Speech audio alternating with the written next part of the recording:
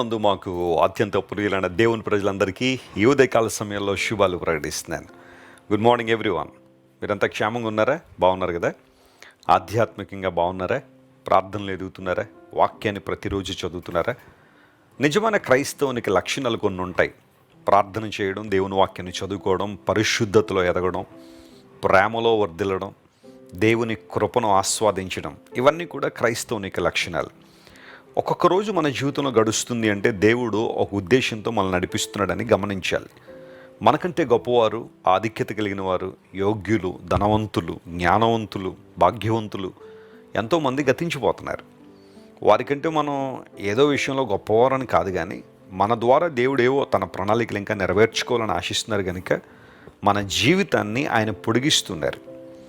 అందును బట్టి మనం దేవునికి మనస్ఫూర్తిగా కృతజ్ఞతాస్తుతులు చెల్లించాలి. ఆయన కీర్తనీయుడు గనుక మనస్ఫూర్తిగా ఆయనకు ఆరాధన చేయాలి.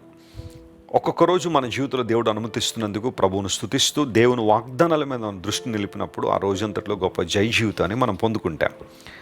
ఈరోజు వాగ్దానం కోసం మీరందరూ కనిపెడుతున్నారు కదా. పరిశుద్ధ గ్రంథం తెరిచి విలాప వాక్యముల గ్రంథం 3వ అధ్యాయం 25వ వచనాన్ని చదువుకుందాం. Shall we turn our Bibles to the book of Lamentations, chapter 3 and verse 25. తన్ను ఆశ్రయించు వారి ఎడల యెహోవా దయాళుడు, తన్ను వెదకు వారి ఎడల ఆయన దయచూపువాడు. ఇక్కడ దేవుని యొక్క గుణ లక్షణం ఒకటి చాలా స్పష్టంగా మనకు బయలుపరచబడింది. ఆయన దయగలవాడు. కొన్నిసార్లు కొంతమందిని అడుగుతూ ఉంటారు, మా మీద దయ చూపించండి అని. మీ దయ మాకు కావాలండి, ఒకసారి దయ చూపించండి అని చాలామంది అడుగుతూ ఉంటారు. ఇంగ్లీష్లో ద లార్డ్ ఈజ్ గుడ్ అనే మాట వాడబడింది. దేవుడు మంచివాడు, ఆయన మంచితనం. దయాళుడు అనే మాట చాలాసార్లు లేఖనాల్లో మనం చూస్తాం. దేవుడు స్వభావ సిద్ధంగా మంచివాడు. కొన్నిసార్లు దేవుని మంచితనాన్ని మనం తక్కువగా అంచనా వేస్తుంటాం. ఆయన ఎంత మంచివాడు ఎవరైనా కొలవగలరా? ఎవరైనా మంచితనాన్ని వర్ణించగలరా? ఆయన స్వభావమే మంచితనం. ఆయన మంచివాడిగా ఉండడానికి నటించాల్సిన అవసరం లేదు. God is good bye nature. స్వభావ సిద్ధంగా మంచివాడు ఆయన. మనుషులైతే కొంతమంది దృష్టిలో మంచివారిగా ఉన్నట్టుగా నటిస్తారు, కానీ దేవుడు అలాంటోడు కాదు. ఆయన ఎప్పుడూ మంచివాడే. కొన్నిసార్లు మనలను శ్రమల గుండా నడిపించినప్పటికీ కూడా అది కూడా మంచితనంతోనే. మనం ఇంకా పరిపూర్ణం అవ్వాలని, ఆయన మీద ఆధారపడాలని, ఆయన సంకల్పాలు ఏవో మన ద్వారా నెరవేర్చుకోవాలని దేవుడు కొన్నిసార్లు శ్రమలు మన జీవితంలో అనుమతిస్తాడు. ఆయన శ్రమలను అనుమతించాడని ఆయన కఠినుడు కాదు, మనం అంటే ఇష్టం లేక కాదు. మనం ఇంకా పరిపూర్ణం అవ్వాలని, ఆయన మార్గములో మనం నడుస్తూ ఆయనకు మహిమను తీసుకురావాలని దేవుడు కొన్నిసార్లు అలాంటి పరిస్థితులు అనుమతిస్తాడు. విలాప వాక్యముల గ్రంథం బైబిల్లో ఇర్మియా గారి ద్వారా రాయబడింది. లెమెంటేషన్స్. దేవుని ప్రజలు చెరకు అప్పగించబడినప్పుడు ఇర్మియా గారు దుఃఖపడుతూ రాశాడు. అందును బట్టి దీనికి విలాపము అనే పేరు పెట్టారు. అయితే విలాప వాక్యముల గ్రంథంలో కూడా వాగ్దానాలు ఉన్నాయి.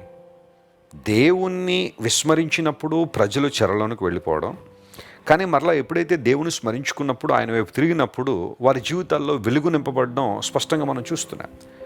దేవుడు నాకు వద్దు అని ఎవరైనా అంటే వారి చీకట్లో బ్రతకాల్సిందే. కారణం, దేవుడు వెలుగైనవాడు కాబట్టి నాకు వెలుగు వద్దంటే చీకట్లోనే ఉండాలి. అది దేవుడు చీకట్లో పంపించాడని అర్థం కాదు. అక్కడ నువ్వే కోరుకుని చీకట్లోకి వెళ్ళావని అర్థం. దేవుడు ఆశీర్వాదాన్ని ఇచ్చేవాడు గనుక ఆయన నాకు వద్దు అంటే ఒక వ్యక్తి ఆశీర్వాదాన్ని తృణీకరిస్తున్నట్టే. ఇక్కడ లేఖనం సెలవిస్తూ ఉంది, తన్ను ఆశ్రయించు వారికి దేవుడు దయాళుడని. నువ్వు చేయాల్సిన పని అంటే దేవుణ్ణి ఆనుకోవాలి, ఆయన్ని ఆశ్రయించాలి.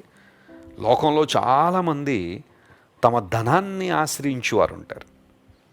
లోకంలో చాలామంది తమకున్న బలాన్ని ఆశ్రయించేవారు ఉన్నారు.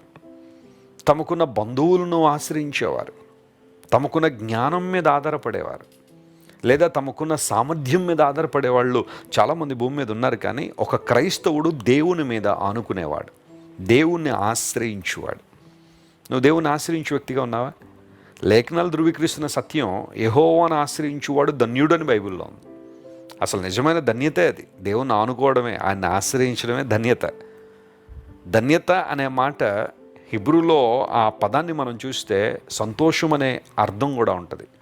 అంటే ఎవరు భాగ్యవంతులు, ఎవరు ధన్యవంతులు అంటే ప్రభువుని ఆనుకుని ఆయన ఆశ్రయించి సంతోషంగా ఉండేవారు.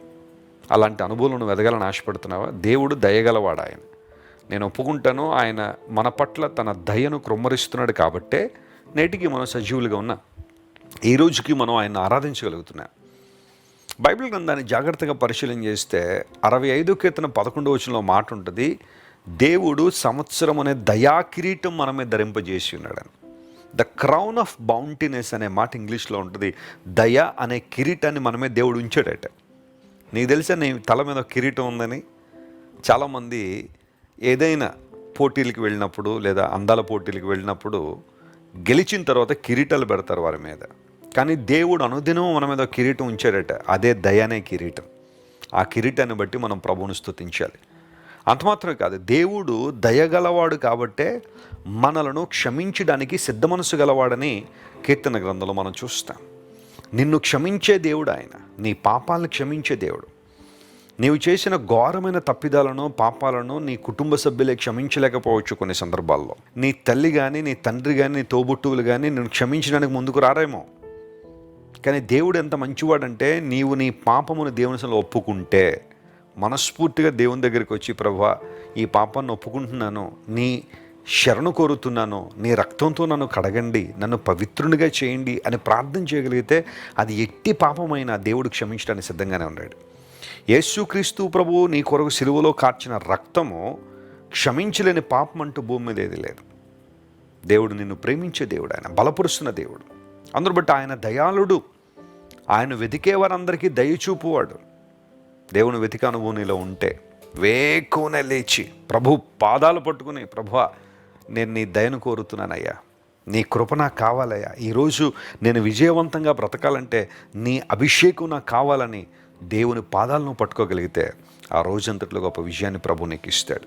నేను ప్రార్థిస్తున్నాను, కోరుతున్నాను, దేవుని దయ ఎల్లప్పుడూ మీ మీద ఉండాలని.